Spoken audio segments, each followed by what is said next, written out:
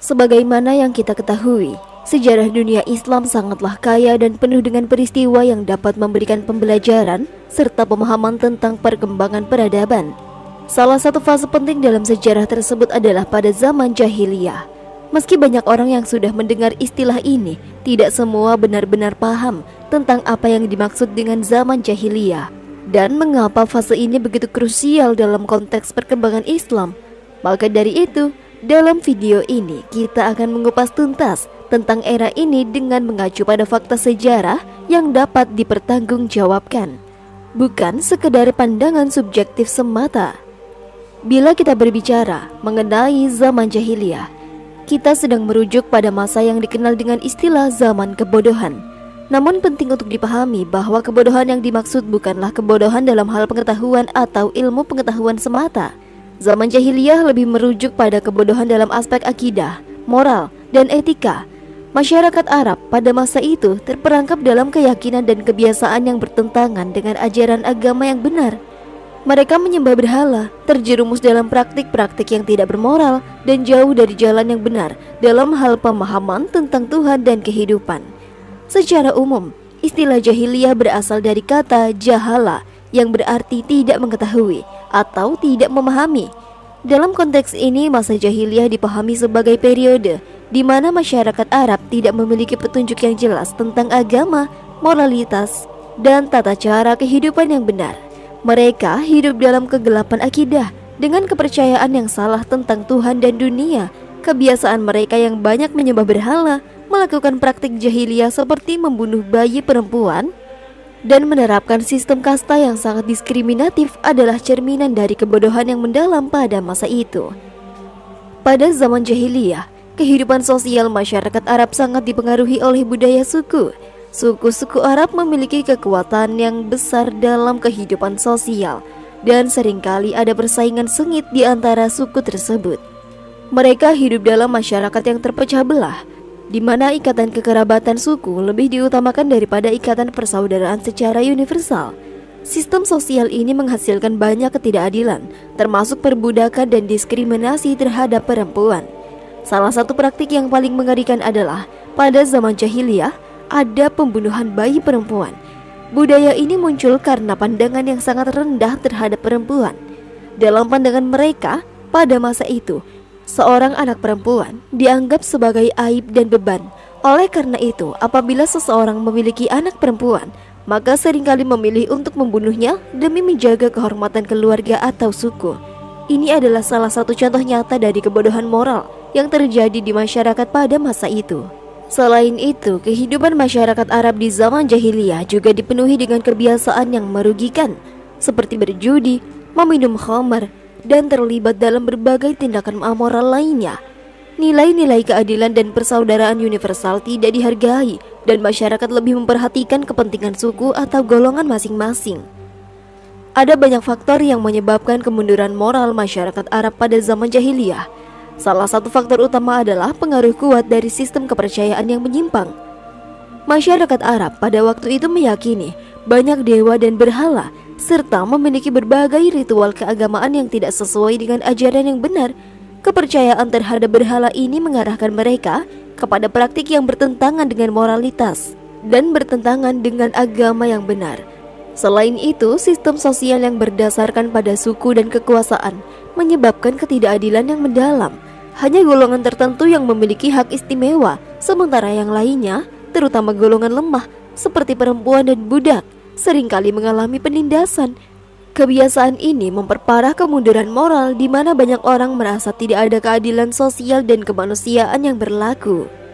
Kebodohan dalam hal akidah dan moral juga diperburuk oleh minimnya pendidikan dan pemahaman yang benar tentang agama. Masyarakat Arab pada masa itu cenderung mengabaikan aspek spiritual dan lebih fokus pada hal yang bersifat duniawi seperti kekayaan, kehormatan, dan kekuatan. Keinginan untuk memperoleh kekuasaan atau keuntungan materi seringkali mengarah pada tindakan amoral dan kekerasan. Secara keseluruhan, zaman jahiliyah adalah periode yang penuh dengan kebodohan moral dan spiritual.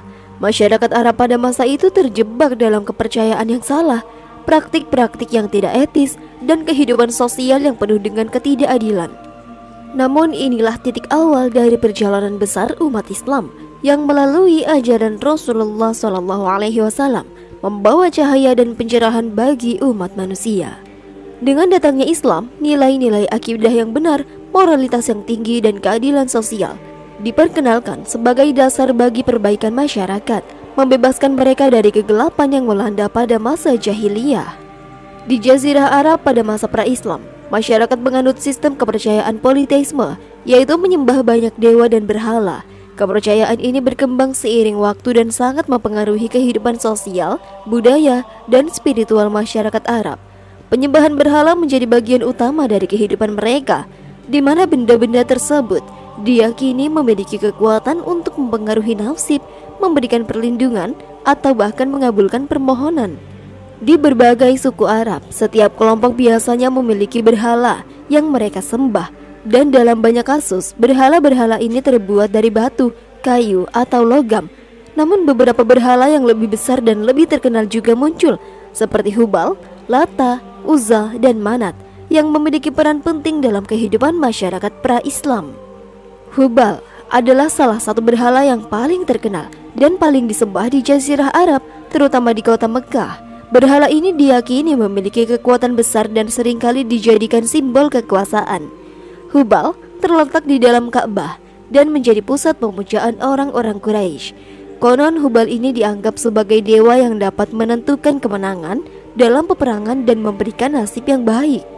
Selain Hubal, ada juga 3 berhala lainnya yang sangat dihormati, yaitu Lata, Uzza, dan Manat. Ketiganya disembah oleh berbagai suku Arab dan masing-masing berhala memiliki fungsi atau peran yang berbeda. Lata sering dikaitkan dengan kesuburan dan kehidupan, sementara Uzza dipandang sebagai dewi yang memberikan perlindungan dan keberanian. Manat di sisi lain lebih berhubungan dengan takdir dan kematian. Keempat berhala ini mewakili berbagai aspek kehidupan yang menjadi pusat perhatian dan harapan masyarakat Arab pada masa itu.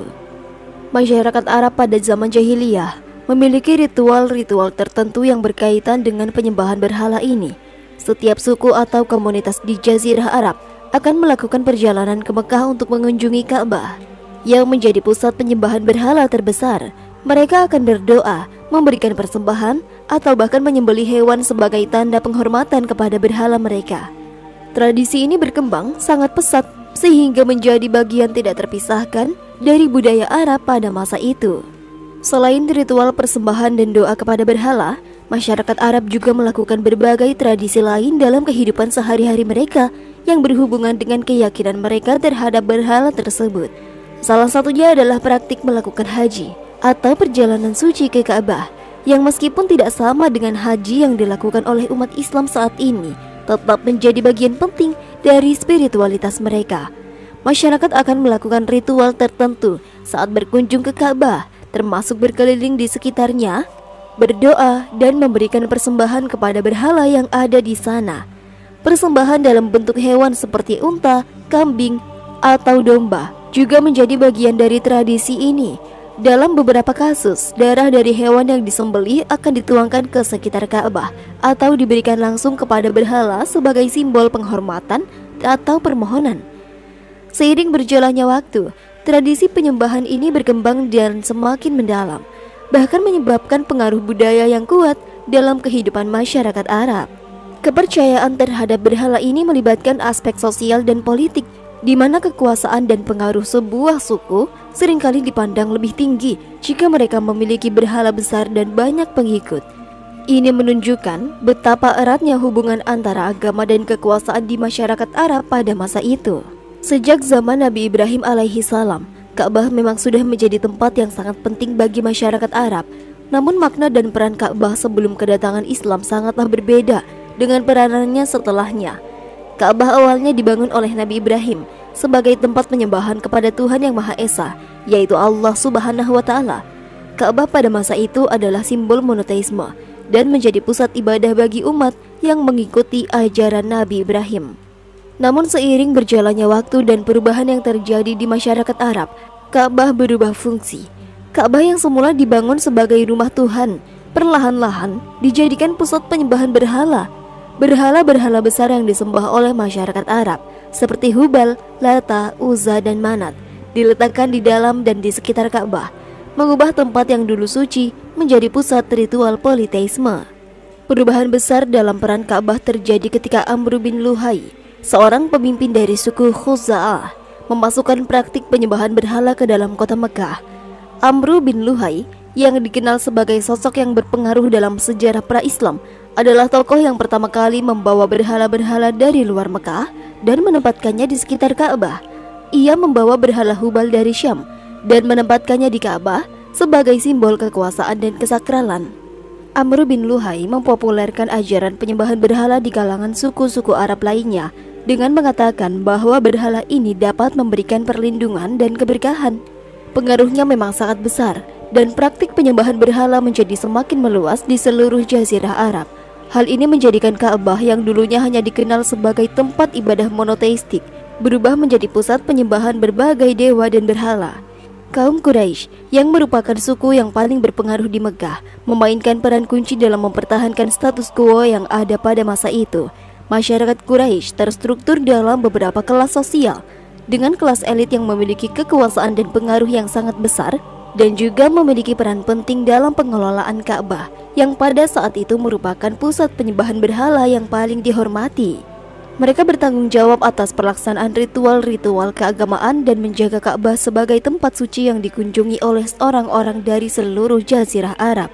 Namun sistem sosial di masyarakat Quraisy sangat hierarkis dan tidak memberikan banyak ruang bagi kelas bawah, seperti budak dan perempuan. Sistem kasta yang berlaku di Mekah menunjukkan adanya ketidaksetaraan yang sangat besar antara kelas sosial yang lebih tinggi dan yang lebih rendah. Kaum elit Quraisy yang terdiri dari para pemimpin suku, pedagang kaya, dan pemegang kekuasaan di Mekah berperan penting dalam mempertahankan tradisi penyembahan berhala yang sudah ada selama berabad-abad. Mereka melihat bahwa agama politeisme dan penyembahan berhala membawa keuntungan material dan politik bagi mereka.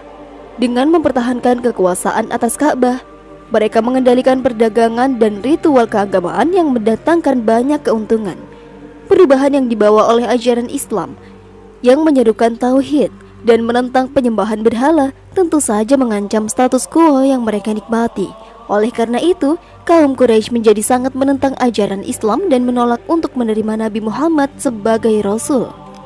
Penolakan kaum Quraisy terhadap Islam bisa dipahami dari beberapa sudut pandang. Pertama, mereka merasa bahwa ajaran Islam ini mengancam status sosial dan ekonomi mereka. Islam mengajarkan kesetaraan dan menentang praktik yang memperbudak dan menindas orang lemah. Kedua, Islam mengubah tatanan agama yang selama ini menguntungkan bagi mereka, di mana Ka'bah yang menjadi pusat ibadah berhala kini akan digantikan dengan konsep keesaan Tuhan yang menghapuskan semua bentuk penyembahan selain Allah. Tentunya bagi kaum Quraisy yang telah lama hidup dalam tradisi tersebut, perubahan ini sangat sulit diterima. Zaman jahiliyah, meskipun seringkali dikaitkan dengan zaman kebodohan dalam hal agama dan moral, juga menggambarkan peradaban yang kaya dalam tradisi dan juga kebudayaan. Masyarakat Arab pada masa itu memiliki berbagai praktik budaya yang meskipun berkembang di tengah keragaman, seringkali mencerminkan ketidakadilan, penindasan, dan kebiasaan yang bertentangan dengan nilai-nilai kemanusiaan yang universal. Beberapa di antaranya adalah praktik khamr, judi, perbudakan, dan pelecehan terhadap perempuan. Minuman keras atau khamr merupakan bagian integral dari kehidupan sosial masyarakat jahiliyah. Khamr dikonsumsi dalam berbagai kesempatan, baik itu dalam perayaan, pertemuan sosial, maupun sebagai bagian dari ritual keagamaan. Penyalahgunaan khamr ini tidak hanya berdampak pada kesehatan masyarakat, tetapi juga merusak moral dan mengarah pada tindakan amoral, seperti kekerasan dan perkelahian. Hal ini menjadi masalah besar dalam masyarakat, di mana banyak orang kehilangan kendali atas tindakan mereka ketika berada dalam pengaruh alkohol. Selain khamr, judi juga merupakan praktik yang umum dalam kehidupan masyarakat Arab pada masa itu. Selain khamr, judi juga merupakan praktik yang umum dalam kehidupan masyarakat Arab pada masa itu.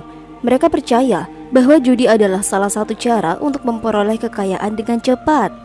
Suku-suku Arab sering mengadakan permainan judi di pasar-pasar atau dalam acara tertentu.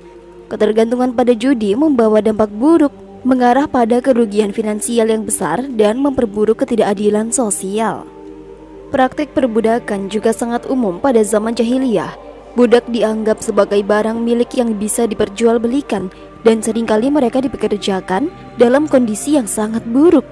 Para budak ini berasal dari berbagai etnis, banyak yang diambil dari perang atau dibeli dari pedagang budak. Mereka sering diperlakukan tanpa belas kasihan dan hak mereka sebagai manusia pun diabaikan. Di samping itu, perempuan pada zaman jahiliyah seringkali diperlakukan dengan sangat tidak adil. Mereka dianggap sebagai barang milik atau harta keluarga yang dapat diwariskan atau dijual. Salah satu praktik yang paling kejam yang dilakukan pada masa itu adalah pembunuhan bayi perempuan. Hal ini dilakukan karena pandangan yang sangat rendah terhadap perempuan. Bayi perempuan dianggap sebagai beban dan aib, sehingga banyak orang tua yang memilih untuk mengubur anak perempuan mereka hidup-hidup sebagai solusi atas kehormatan keluarga. Sebagian besar masyarakat Arab pada zaman jahiliyah adalah kaum nomaden yang berpindah-pindah tempat untuk mencari tempat yang lebih baik bagi kehidupan mereka. Kehidupan mereka sangat bergantung pada sumber daya alam seperti padang rumput untuk menggembalakan ternak dan air untuk bertahan hidup. Mereka hidup dalam suku-suku yang terpisah dengan sistem sosial yang sangat kental dengan ikatan kekerabatan. Namun meskipun ikatan antar suku ini kuat, konflik antar suku seringkali meletus karena berbagai alasan seperti perebutan sumber daya atau penghinaan terhadap kehormatan suku lain. Pertempuran antar suku menjadi hal yang biasa dan banyak diantaranya berakhir dengan kekerasan dan peperangan berkepanjangan. Kecenderungan untuk mempertahankan harga diri dan kehormatan suku seringkali menyebabkan pertumpahan darah yang semakin memperburuk keadaan sosial di Jazirah Arab pada masa itu. Nabi Muhammad lahir di tengah masyarakat jahiliyah yang penuh dengan tradisi yang jauh dari ajaran agama yang benar. Namun meskipun begitu, keluarganya memiliki kedudukan yang terhormat dalam masyarakat Quraisy. Keluarga Nabi Muhammad adalah keluarga yang dihormati karena peran mereka dalam menjaga Ka'bah dan memiliki pengaruh besar di Mekah. Abdul Muthalib, kakek Nabi Muhammad, adalah seorang tokoh penting dalam masyarakat Quraisy. Ia dikenal sebagai penjaga Ka'bah dan keluarganya memiliki kedudukan terhormat dalam suku Quraisy. Abdul Muthalib juga terkenal karena keteguhan dan kebijaksanaannya dalam menjalankan tugas menjaga Ka'bah. Pada masa kepemimpinannya, Ka'bah tetap menjadi pusat keagamaan yang sangat dihormati oleh banyak suku di Jazirah Arab. Meskipun demikian, ia tetap merupakan bagian dari masyarakat yang masih terjerat dalam praktik penyembahan berhala. Abu Thalib, paman Nabi Muhammad, memainkan peran penting dalam kehidupan Nabi setelah beliau menjadi yatim piatu. Meskipun Abu Thalib bukan seorang muslim pada awalnya, ia sangat peduli dan melindungi Nabi Muhammad dari ancaman yang datang dari suku Quraisy yang menentang ajaran Islam. Abu Thalib berperan sebagai pelindung Nabi yang selalu siap melawan siapa saja yang berusaha menyakiti atau mengganggu Nabi. Meskipun ia tidak menerima Islam pada awalnya, sikap perlindungan dan kasih sayangnya kepada Nabi Muhammad sangat berpengaruh dalam perjalanan dakwah beliau. Beliau menghadapi banyak tantangan, namun keberanian dan dukungan Abu Thalib memberinya kekuatan dan menyebarkan ajaran Islam. Walaupun Abdul Muthalib menentang peran penting dalam menjaga Ka'bah dan dihormati oleh masyarakat, keyakinannya tidak sepenuhnya sama dengan keyakinan penyembah berhala lainnya. Abdul Muthalib percaya kepada Tuhan Yang Maha Esa, meskipun ia tetap mengikuti tradisi penyembahan berhala pada masa itu. Ia juga meyakini adanya kekuatan yang lebih besar, dan dalam beberapa kesempatan ia bahkan melakukan doa dan permohonan hanya kepada Tuhan Yang Maha Esa. Namun pada akhirnya, ajaran monoteisme yang dibawa oleh Nabi Muhammad menjadi jalan keluar dari kerancuan akidah yang ada saat itu. Nabi Muhammad lahir dan tumbuh di tengah masyarakat jahiliyah yang penuh dengan kebiasaan-kebiasaan yang tidak sesuai dengan ajaran agama yang benar. Namun sejak kecil, Nabi Muhammad sudah menunjukkan sifat-sifat yang berbeda dari masyarakat sekitarnya. Kepribadiannya yang jujur, amanah, dan penuh dengan kasih sayang membuatnya dihormati oleh banyak orang. Meskipun tumbuh di tengah masyarakat jahiliyah yang penuh dengan kebodohan moral dan spiritual, Nabi Muhammad memiliki ketertarikan pada kehidupan yang lebih baik, jauh dari praktik buruk yang umum dilakukan di sekitarnya. Beliau tidak pernah terlibat dalam kebiasaan buruk seperti berjudi, meminum khamar, atau terlibat dalam praktik perbudakan. Nabi Muhammad lebih suka menyendiri dan merenung, sebuah sifat yang membedakannya dari orang-orang lain pada masa itu. Kepribadian Nabi Muhammad sangat berbeda dengan kebanyakan orang di sekitarnya. Beliau dikenal dengan julukan Al-Amin karena sifatnya yang jujur dan amanah. Kepribadiannya yang penuh dengan kasih sayang kejujuran, dan kecerdasannya menjadikan beliau sangat dihormati, bahkan sebelum diangkat menjadi nabi. Nabi Muhammad memiliki kepekaan terhadap penderitaan orang lain dan selalu berusaha menolong mereka yang membutuhkan, suatu sikap yang sangat jarang ditemukan di masyarakat jahiliyah. Nabi Muhammad memiliki kecenderungan untuk menjauhi banyak praktik buruk yang berlaku di masyarakat jahiliyah. Salah satu contohnya adalah ketidaktertarikan beliau terhadap penyembahan berhala yang dilakukan oleh sebagian besar masyarakat. Nabi Muhammad lebih suka menghabiskan waktu dengan merenung di Gua Hira, jauh dari keramaian kota, untuk mencari makna yang lebih dalam tentang kehidupan dan alam semesta. Kecenderungan untuk menghindari kebiasaan buruk inilah yang pada akhirnya mempersiapkan beliau untuk menerima wahyu dan menjadi Rasul Allah. Peristiwa turunnya wahyu pertama kepada Nabi Muhammad di Gua Hira adalah momen yang sangat penting dalam sejarah Islam. Pada malam yang penuh berkah itu, Nabi Muhammad yang saat itu berusia 40 tahun yang melakukan ibadah di Gua Hira, sebuah gua yang terletak di luar kota Mekah. Beliau sedang menghabiskan waktu di sana untuk merenung dan mencari ketenangan dari hiruk-pikuk kehidupan duniawi.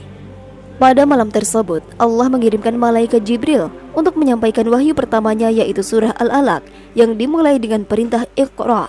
Wahyu pertama ini menjadi titik balik dari pengubahnya seluruh arah hidup Nabi Muhammad dan akhirnya mengubah arah sejarah dunia.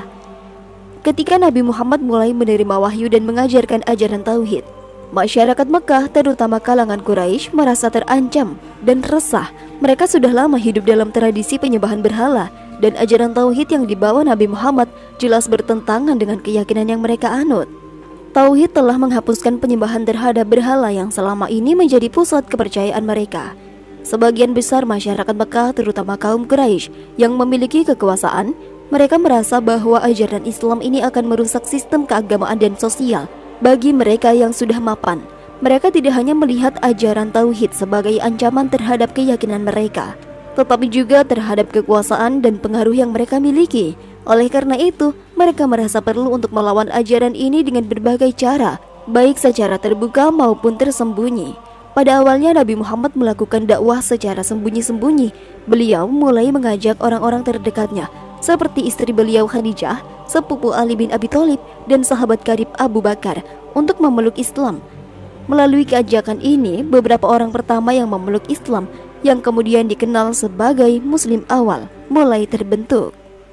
Namun dakwah secara sembunyi-sembunyi ini tidak dapat berlangsung lama. Setelah beberapa orang mulai memeluk Islam, Nabi Muhammad merasa perlu untuk lebih terbuka dalam menyebarkan wahyu dan diterimanya. Allah memerintahkan beliau untuk menyampaikan wahyunya dengan lebih terbuka kepada seluruh masyarakat Mekah.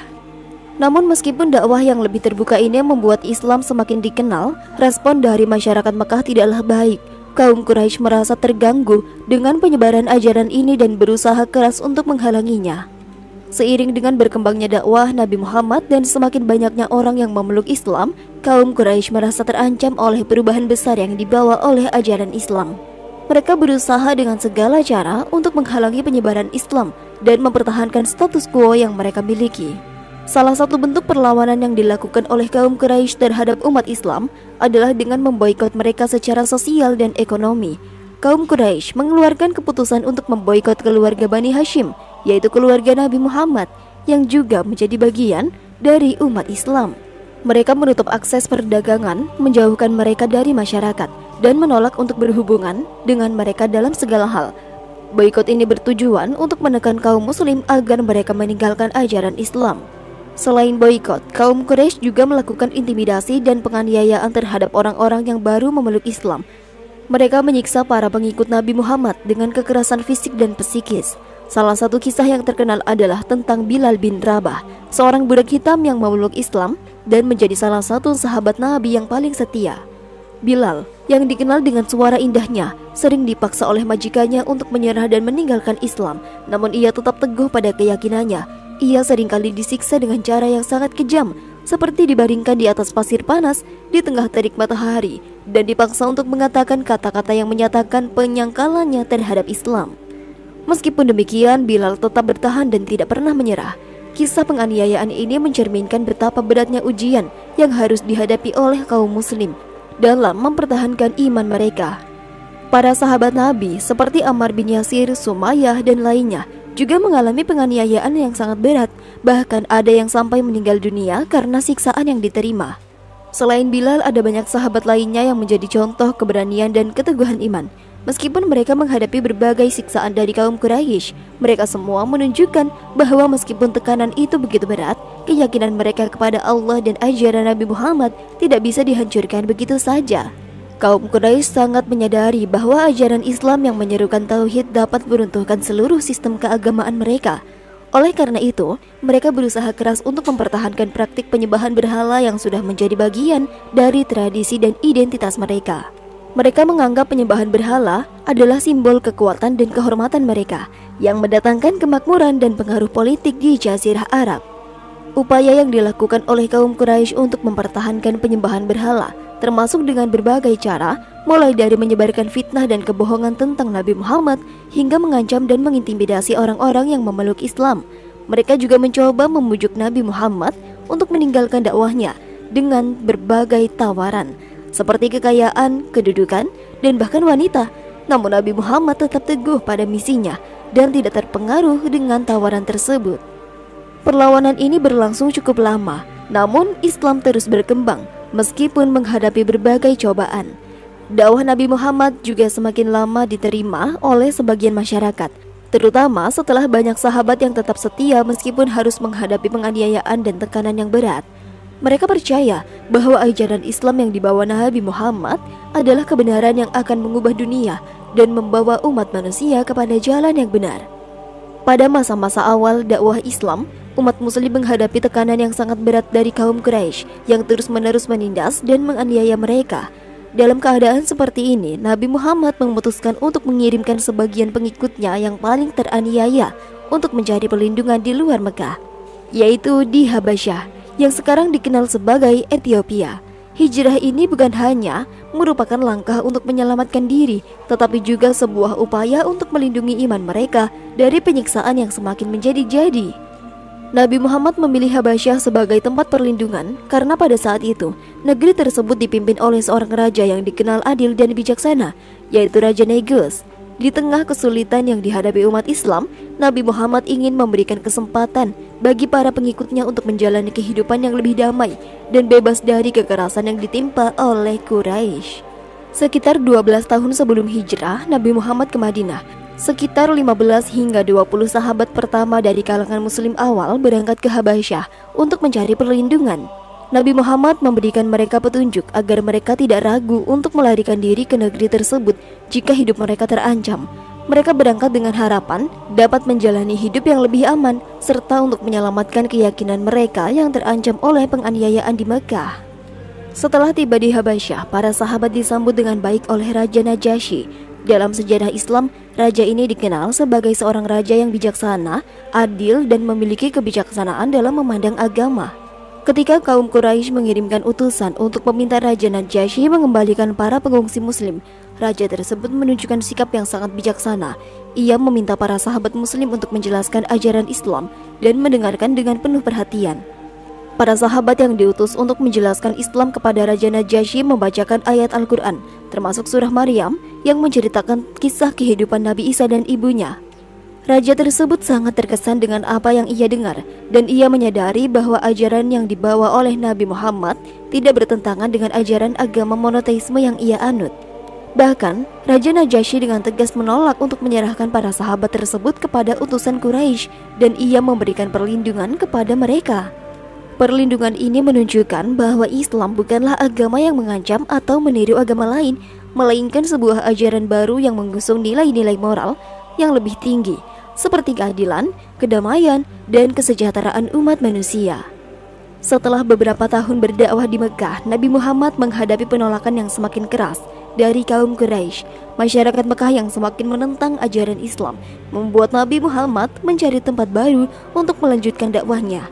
Salah satu tempat yang menjadi tujuan dakwah Nabi adalah Thaif, sebuah kota yang terletak sekitar 60 km dari Mekah. Nabi Muhammad pergi ke Thaif dengan harapan dapat menemukan suku yang bersedia mendukung dakwah Islam. Namun sambutan yang diterima sangatlah buruk. Penduduk sana tidak hanya menolak ajaran Nabi, tetapi mereka bahkan memperlakukan Nabi dengan sangat buruk. Mereka mengusir Nabi dengan hinaan dan cemoohan, bahkan melamparinya dengan batu. Nabi Muhammad terluka dan darah mengalir dari tubuhnya. Meskipun begitu, beliau tetap menunjukkan betapa teguhnya dan sabarnya dalam menghadapi segala penolakan dan siksaan. Peristiwa ini adalah salah satu ujian berat yang dihadapi Nabi Muhammad dalam perjuangannya untuk menyebarkan Islam. Setelah peristiwa yang menyakitkan di Thaif, Allah memberikan Nabi Muhammad sebuah mukjizat yang luar biasa, yaitu Isra Mi'raj. Itu merupakan perjalanan malam yang luar biasa, di mana Nabi Muhammad diperjalankan oleh Allah dari Masjidil Haram di Mekah menuju Masjidil Aqsa di Yerusalem. Dan dari sana beliau melakukan Mi'raj atau naik ke langit bertemu dengan Allah Subhanahu wa Ta'ala. Peristiwa ini bukan hanya sebuah perjalanan fisik, tetapi juga perjalanan spiritual yang sangat mendalam. Dalam peristiwa ini Nabi Muhammad diberikan wahyu yang sangat penting, termasuk perintah untuk melaksanakan sholat 5 waktu dalam sehari. Peristiwa ini semakin memperkuat iman dan keyakinan umat Islam dalam menunjukkan bahwa Nabi Muhammad adalah utusan Allah yang memiliki kedudukan yang sangat tinggi di sisinya. Setelah melalui berbagai ujian dan penolakan di Mekah, Nabi Muhammad akhirnya mendapatkan dukungan yang sangat penting di masyarakat Madinah. Peristiwa ini dimulai dengan Baiat Aqabah, sebuah perjanjian antara Nabi Muhammad dan sejumlah pemimpin dari suku Aus dan Khazraj di Madinah. Pada tahun 621 Masehi, sekitar 12 orang dari suku Aus dan Khazraj, dua suku besar di Madinah, datang ke Mekah untuk bertemu dengan Nabi Muhammad. Mereka mendengarkan dakwah Nabi dan merasa terkesan dengan ajaran Islam. Pada pertemuan kedua di Aqabah, mereka berjanji untuk mendukung Nabi Muhammad dalam perjuangan dakwahnya dan melindungi beliau serta pengikutnya jika mereka pindah ke Madinah. Baiat Aqabah ini merupakan titik balik penting dalam sejarah Islam, karena itulah awal mula keberangkatan umat Islam ke Madinah. Setelah mendapatkan dukungan dari Madinah, Nabi Muhammad memutuskan untuk hijrah atau pindah ke Madinah. Hijrah bukan hanya sekedar perpindahan fisik, tetapi juga merupakan langkah strategis dalam perjuangan Islam. Madinah menawarkan tempat yang aman bagi umat Islam untuk berkembang dan menjalankan ajaran Islam dengan bebas. Di Madinah, Nabi Muhammad membentuk komunitas muslim yang lebih solid, dan dari sana dakwah Islam mulai berkembang pesat.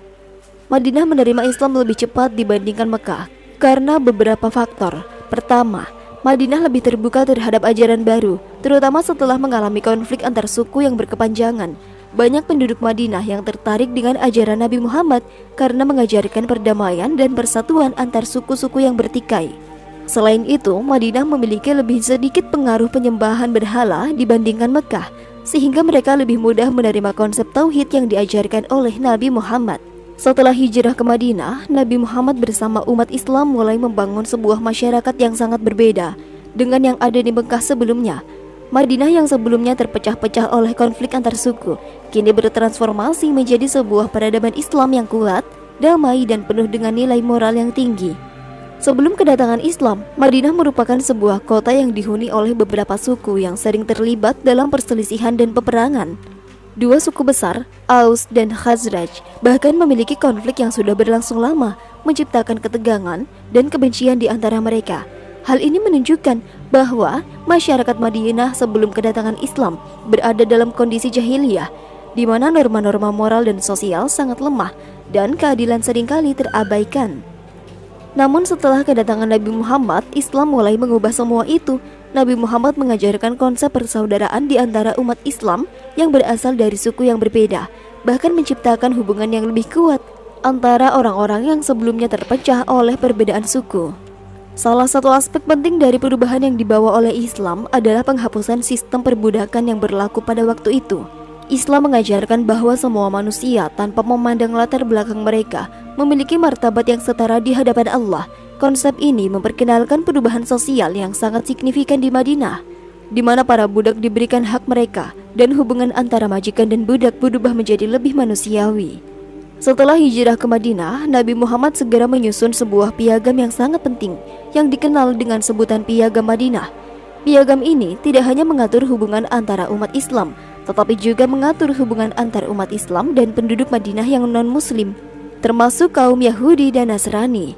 Piagam Madinah menjadi contoh awal dari sebuah konstitusi Islam yang menunjukkan betapa pentingnya prinsip keadilan, persatuan, dan kerukunan dalam kehidupan berbangsa dan bernegara.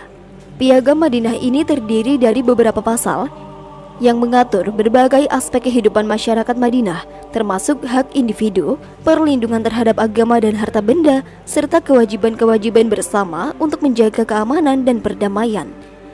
Dalam piagam ini, Nabi Muhammad sebagai pemimpin negara mengatur hubungan antar umat Islam dan kelompok-kelompok lain, seperti kaum Yahudi yang tinggal di Madinah. Piagam ini menjamin hak kebebasan beragama dan keamanan bagi mereka, asalkan mereka tetap menghormati perjanjian bersama. Dalam piagam Madinah, semua kelompok baik Muslim, Yahudi maupun Nasrani memiliki tanggung jawab bersama untuk mempertahankan keamanan dan kedamaian di Madinah.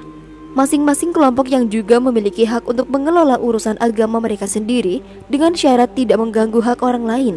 Dengan cara ini, Madinah menjadi contoh bagaimana masyarakat yang multikultural dan multireligius dapat hidup berdampingan dalam kedamaian dan saling menghormati. Setelah lebih dari 2 dekade dakwah di Mekah dan Madinah, akhirnya peristiwa besar yang sangat ditunggu-tunggu terjadi. Fatu Mekah atau penaklukan Mekah adalah salah satu peristiwa yang sangat penting dalam sejarah Islam. Penaklukan ini tidak hanya membawa perubahan besar dalam politik dan sosial, tetapi juga mengakhiri masa jahiliyah di kota suci Mekah, tempat di mana Islam pertama kali muncul. Pada tahun 630 Masehi, Nabi Muhammad bersama pasukan muslim yang berjumlah sekitar 10.000 orang menuju Mekah untuk menaklukkan kota tersebut. Mekah pada saat itu masih dikuasai oleh kaum Quraisy yang telah berulang kali menentang ajaran Islam dan menganiaya umat Islam.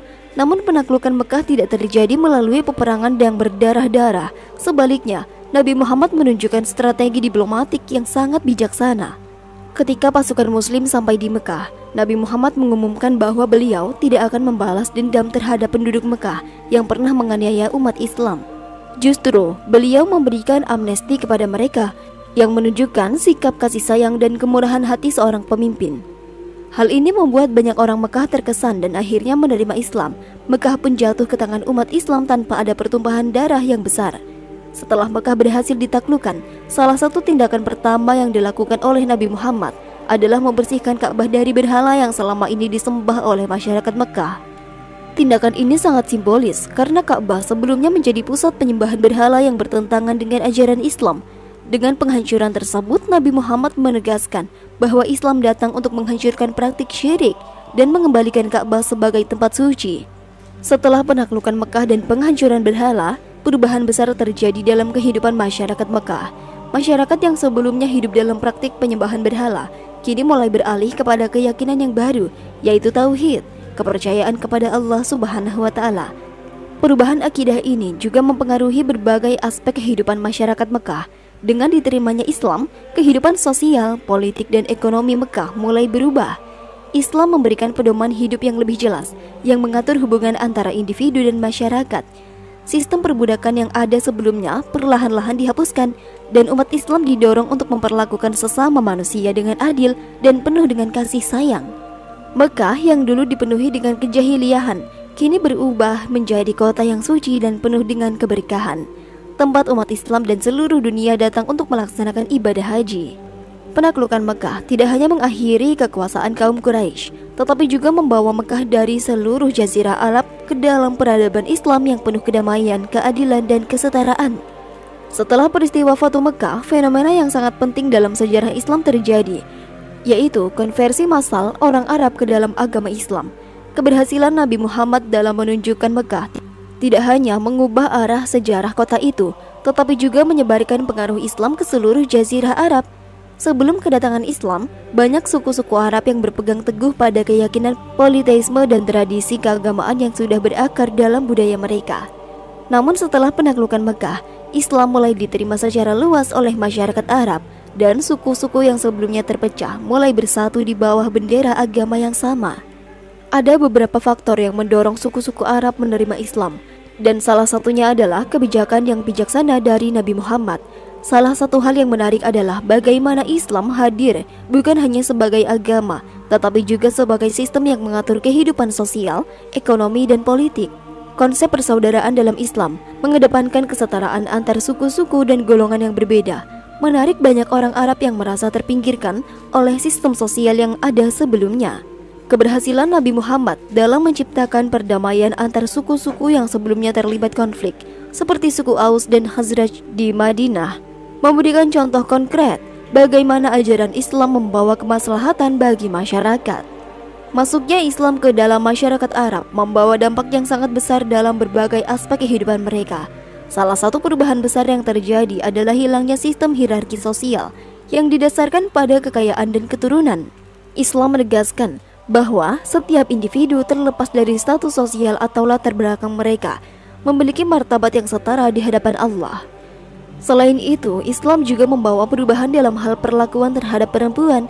Sebelum Islam, perempuan Arab sering diperlakukan dengan sangat tidak adil, seperti dengan dikuburnya bayi perempuan yang baru lahir dan mereka tidak memiliki hak yang setara dengan laki-laki. Dengan datangnya Islam, porsi perempuan dihormati lebih tinggi, memberikan mereka hak yang sebelumnya tidak dimiliki seperti hak untuk mewarisi, hak untuk memilih pasangan hidup, dan hak untuk berpartisipasi dalam kegiatan sosial. Kehidupan budaya juga berubah dengan masuknya Islam. Islam telah mengajarkan bahwa kehidupan dunia ini harus dijalani dengan tujuan untuk memperoleh keridhaan Allah.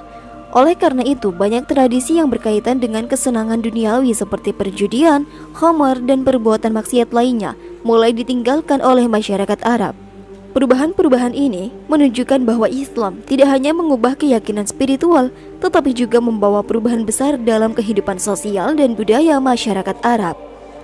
Terkadang, ada klaim bahwa Islam adalah hasil dari perpaduan atau sinkretisme dengan agama lain yang sudah ada sebelumnya, seperti Hindu atau agama kuno lainnya. Beberapa orang mencoba untuk mengaitkan ajaran Islam dengan praktik agama yang ada pada masa sebelum Islam, seperti menyebutkan bahwa Ka'bah di Mekah merupakan situs ibadah yang berasal dari tradisi Hindu. Namun pendapat ini tidak memiliki dasar sejarah yang kuat dan bertentangan dengan fakta yang ada. Islam sebagaimana yang diyakini oleh umatnya adalah wahyu yang diberikan oleh Allah kepada Nabi Muhammad melalui malaikat Jibril, dan bukan merupakan campuran atau hasil adaptasi dari agama lain. Konsep ketuhanan dalam Islam yang mengajarkan tauhid sangat berbeda dengan agama pada masa itu, termasuk Hindu yang memiliki banyak dewa dan Tuhan. Dalam Islam tidak ada konsep tentang dewa yang disembah selain Allah.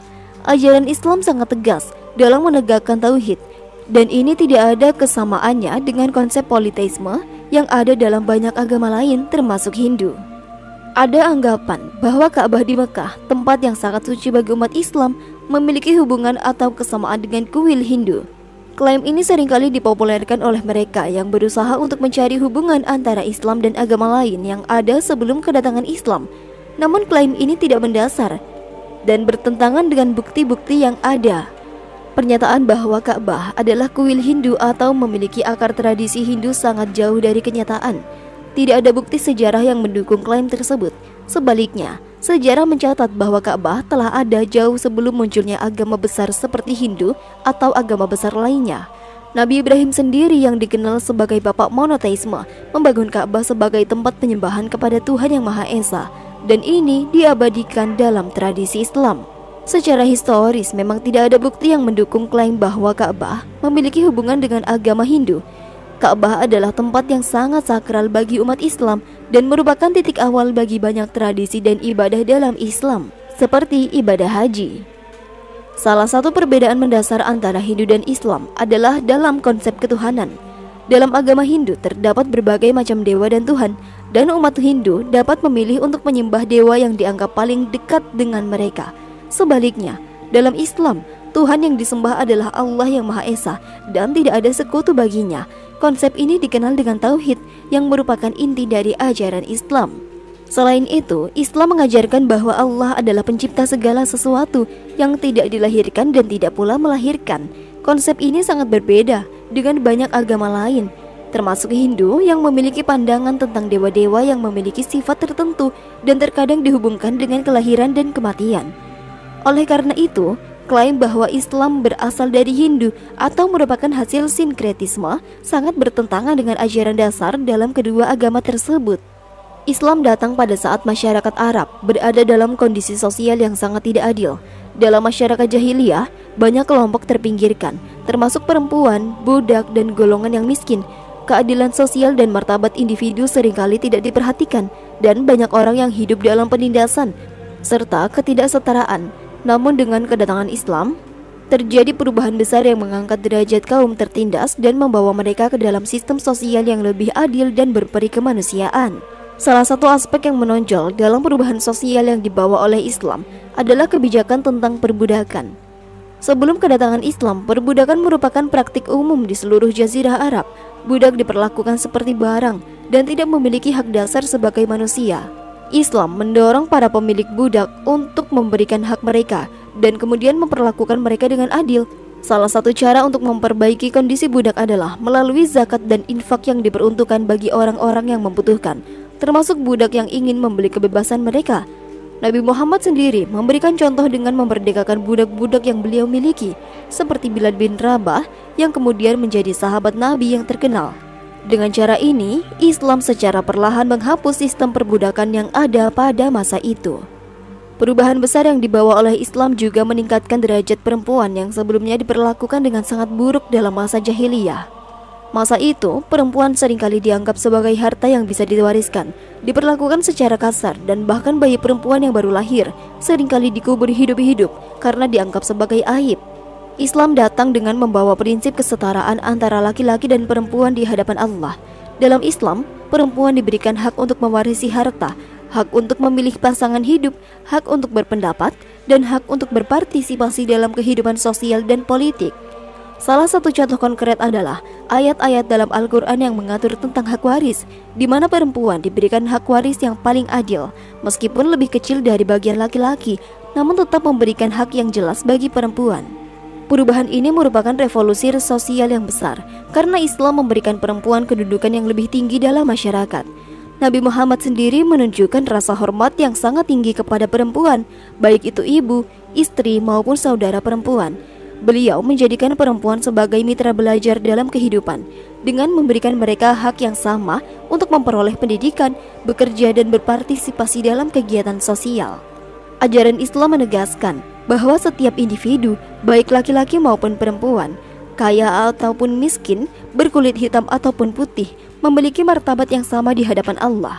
Tidak ada satupun yang lebih tinggi atau lebih rendah dari yang lain, kecuali berdasarkan ketakwaan kepada Allah dan amal soleh mereka.